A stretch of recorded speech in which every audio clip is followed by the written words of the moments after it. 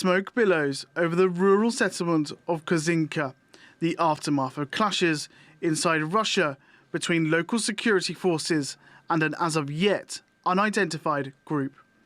Moscow and Kiev are trading blame for the clashes, with each side saying the other was behind the cross-border incursion.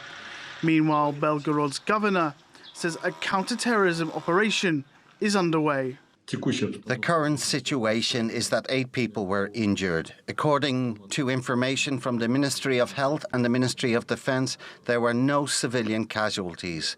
Once again, the situation is tense and remains so. A counter-terrorist operation was declared. Many restrictions are in place. Kiev has denied any involvement in the attacks, saying armed Russian opposition groups were behind the violence. In a statement posted on Twitter, the Liberty of Russia Legion claimed responsibility, saying it had liberated the border town of Kazinka. And in this video released by the Reuters news agency, the Legion's fighters can be seen wearing Ukrainian flags on their uniforms. They say they will fight until Russia is free of the Putin regime.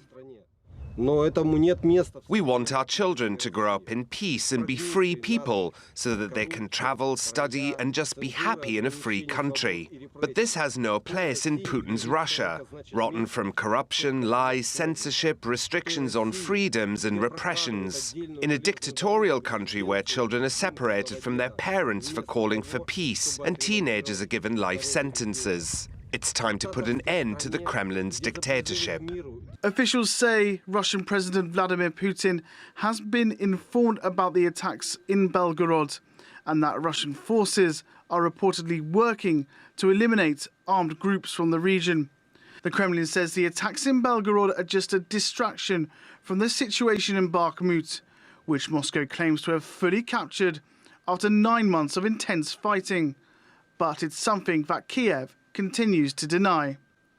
Daniel Padwick, TRT World.